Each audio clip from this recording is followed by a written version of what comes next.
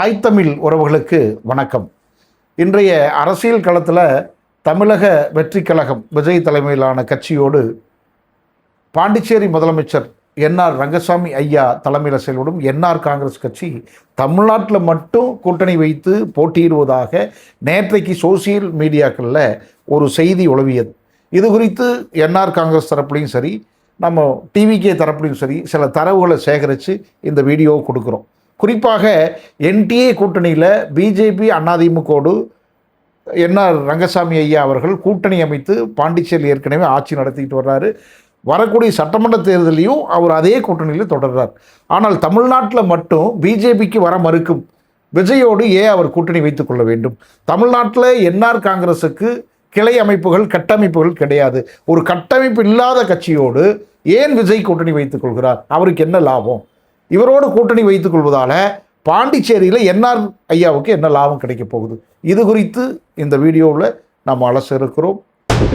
பொழுதுபோக்கு, அரசியல், சினிமா விமர்சனம், சமூக நீதி, ஆன்மீகம், அனைத்து தரவுகளையும் அலசும் அத்ரி யூடியூப் சேனலை சப்ஸ்கிரைப் செய்து நண்பர்களுக்கும் பகிர்ந்து ஆதரவு தாருங்கள்.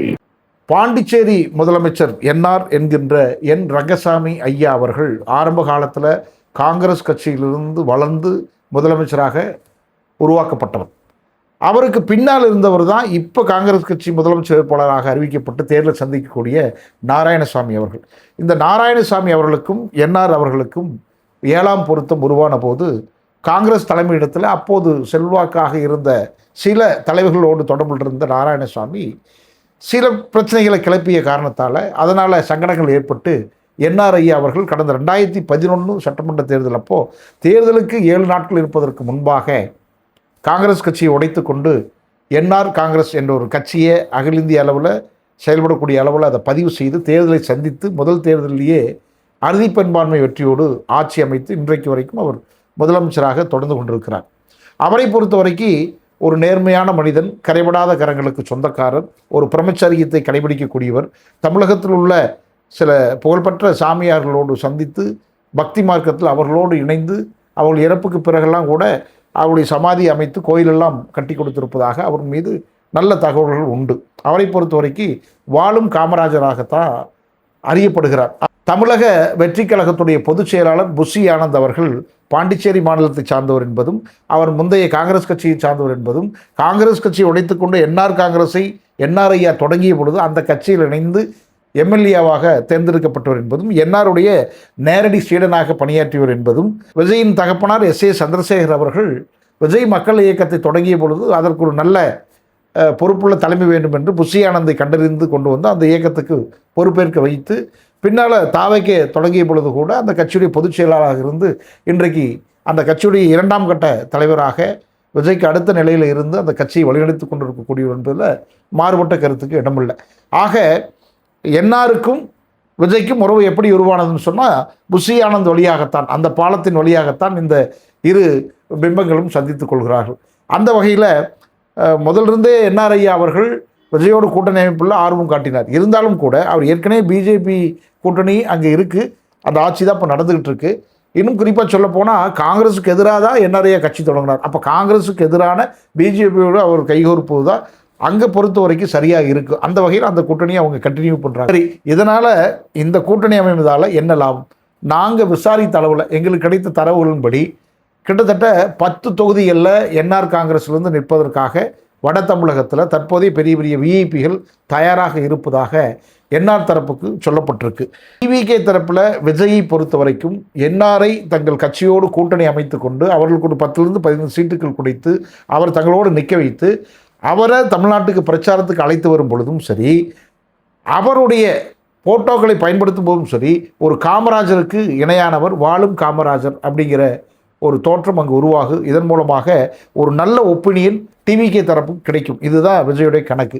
இன்னும் கூடுதலாக வட மாவட்டங்களை பொறுத்த வரைக்கும் படையாச்சி கவுண்டர் என்று சொல்லக்கூடிய வன்னியர் சமூகத்துடைய வாக்கு வங்கி தான் தேர்தலில் வெற்றி தோல்வியை நிர்ணயிக்கக்கூடிய சக்தியாக இருக்கிறது. அந்த இடத்துல டாக்டர் ராமதாஸ் தன்னுடைய பாட்டாளி மக்கள் கட்சி தொடர்ந்து அந்த ஜாதி ரீதியாக அதை வழிநடத்தி தொடர்ந்து வெற்றி கிணைகளை கூட்டணி அமைக்கக்கூடிய கட்சிகளுக்கு கொடுத்து வந்தார்.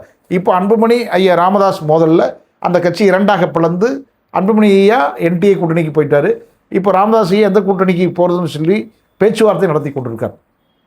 இந்த நிலையில் ராமதாஸ் ஐயாவை தன்னுடைய கட்சிக்கு கொண்டு வந்தால் தாழ்த்தப்பட்ட சமுதாய ஓட்டு வங்கியில் சேதாரம் ஏற்படும், நாம் சாதியற்று மதமற்று தான் ஒரு கட்சியை தோற்று வச்சுருக்கிறோம் அப்படின்னு தான் விஜய் தரப்புடைய டிவிக்கே நினைக்குது. அதனால் அந்த வட மாவட்டங்களில் வலிமையாக இருக்கக்கூடிய படையாட்சி கவுண்டர் சமூகத்தில், அந்த வன்னியர் சமூகத்தில் என்ஆர் ஐயா அவர்களுக்கு ஒரு நல்ல மரியாதையும் நல்ல ஒரு அறியக்கூடிய முகமாகவும் என்ஆர் ஐயா இருக்கார் அப்படிங்கிறது தான் இங்கே நம்ம பார்க்க வேண்டிய விஷயம். அப்போ வட மாவட்டங்களில் இருக்கக்கூடிய அந்த ஜாதி ஓட்டுகளை கவர்ச்சி செய்யும் தமிழகம் முழுவதும் ஒரு வாழு காமராஜராக அவருடைய தோட்டத்தை பயன்படுத்துவதற்கும் டிவிகே தரப்பு விரும்பி இருக்கலாம். அதனால தான் என்ஆர் அங்கே அணுகியிருக்கலாம். ஏன்னா நீங்கள் என்ஆர் ஐயாவை பொறுத்த வரைக்கும் அந்த கட்சியில் கிளைகளே இல்லையே, இந்த கட்சியை இங்கே தொடங்கலையே தமிழ்நாட்டில், அப்புறம் எப்படி நீங்கள் போட்டிடுவீங்கன்னு சொன்னால் என்ஆர் காங்கிரஸை பொறுத்த வரைக்கும் அகில இந்திய காங்கிரஸாகத்தான் பதிவு செய்திருக்கிறார்கள். அதனால் அவர்கள் எந்த மாநிலத்தில் வேணாலும் தேர்தலில் போட்டியிட முடியும், கட்சி தொடங்கி போட்டியிட வேண்டிய அவசியம் இல்லை அப்படிங்கிற கருத்துரையும் என்ஆர் தரப்பிலிருந்து நாம் கேட்டு பெற்றுக்கொண்டோம். இந்த வகையில் இந்த கூட்டணி அமைந்தால் பாண்டிச்சேரியில் விஜய் ரசிகர்கள் தானாகவே என்ஆருக்கு ஆதரவாக களத்தில் இறங்குவார்கள். என்ஆருக்கு அங்கே ஒரு கூடுதல் பலம் கிடைக்கும். பாண்டிச்சேரியில் என்ஆருக்கு விஜய் ரசிகர் மூலமாக கிடைக்கக்கூடிய கூடுதல் பலமும் என்ஆருடைய அந்த பிம்பத்தின் மூலமாக ஒரு மெச்சூர் கிடைக்கக்கூடிய கூடுதல் பலமும் இருதரப்புக்கான லாபமாக இங்கே அரசியல் கணக்குகளாக பார்க்கப்படுகிறது.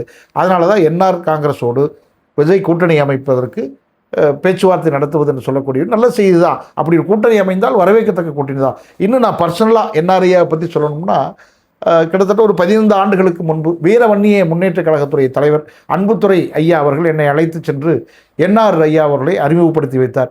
அந்த நேரத்தில் அவர் தொடங்கிய அந்த என்ஆர் காங்கிரஸை நாங்கள் தமிழ்நாட்டில் தொடங்கலாம்னு சொல்லி ஒரு பேச்சுவார்த்தை கூட நடத்தினாங்க. நம்மையும் அந்த கட்சியில் வந்து இணையணும். ஏன்னா ஒரு நேர்மையான மனிதன், ஒரு நேர்மையான அரசியலை தமிழகத்துக்கு மாற்று அரசியல் கொடுக்கணும்னா என்ஆர்ஐயோட இணையம்னு சொல்லும் பொழுது, அப்போ என்ஆர்ஐ அதை மறுத்து விட்டதாக அன்புத்துறை ஐயா கடந்த காலங்களில் எல்லாம் சொல்லிக்கிட்டு வந்தார். ஏன்னா நம்மளால் இனி வெளிமாநிலங்களுக்கெல்லாம் சென்று சுற்றுப்பயணம் நடத்தி தேர்தல் பிரச்சாரங்கள் மேற்கொள்ள முடியாது, கட்சி வழக்கான பணிகளை செய்ய முடியாது, அதனால் போதும் நம்ம பாண்டிச்சேரியோடு போதும் அப்படிங்கிற மனநிலையில் தான் நிறைவாக அவர் இருந்தார். இதான் கடந்த கால உண்மைகள்.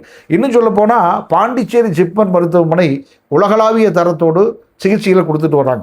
இன்றைக்கு நம்ம கோயம்புத்தூர் ஹாஸ்பிட்டலில் பல லட்சங்கள் செலவழித்து செய்யக்கூடிய சிகிச்சைகளை அங்கே பல ஆயிரங்களையும் முடிச்சுக்க முடியும். அப்படிப்பட்ட ஒரு நிலையில் இங்கே கொங்கு மண்டலத்திலிருந்து வட மாவட்டங்களிலிருந்து ஏராளமான மக்கள் பாண்டிச்சேரி சிகிச்சைக்காக போகிறாங்க. அப்படி போகும் பொழுது என்ஆர் ஐயாவும் அவங்க கட்சியை சார்ந்தவர்களும், குறிப்பாக என்ஆர் ஐயாவுடைய கட்சியுடைய பொதுச் செயலாளர் ஜெயபால் ஜெயராமன் அவர்கள் 2 முறை எம்எல்ஏ இருக்கார், முன்னாடி அவர் சேர்மனாக இருந்திருக்காரு. அவரை எளிதாக மக்கள் அணுகி உதவிகளை பெறுறாங்க. குறிப்பாக அந்த ஜிப்மர் அட்மிஷனுக்கு அவங்க சப்போர்ட்டாக இருக்காங்க. பாதிக்கப்பட்ட மக்களுக்கு அவங்க உடனடியாக உயிரை காப்பாற்றுவதற்கு களத்தில் இறங்கி என்ஆர் ஐயாவும் இவங்க டீமெல்லாம் ஒர்க் பண்ணுறாங்க அப்படிங்கிறது முக்கியமான விஷயம். நானே கிட்டத்தட்ட ஒரு 10க்கும் மேற்பட்டவர்களை இங்கிருந்து அங்கே அழைத்து சென்று உயிருக்கு போடாரில்லை, செலவுன்னு இயலாத ஒரு சூழ்நிலையில் சிகிச்சை எடுக்க முடியாதவர்களை அழைத்து சென்றிருக்கிறோம். அதற்கு அவர்கள் மனப்பூர்வமாக உதவியும் செய்திருக்கிறார்கள். எந்த விதமான பிரதிபலனையும் எதிர்பாராமல் அந்த உதவியில் அந்த தரப்பிலிருந்து செஞ்சுருக்காங்க அப்படிங்கிறதும் என்ஆர் தரப்பில் ஒரு விரும்பக்கூடிய பிம்பமாக நாம் பார்க்கிறோம். ஆக இந்த கூட்டணி அமையணும், வெற்றி பெற வாழ்த்துக்கள். நன்றி.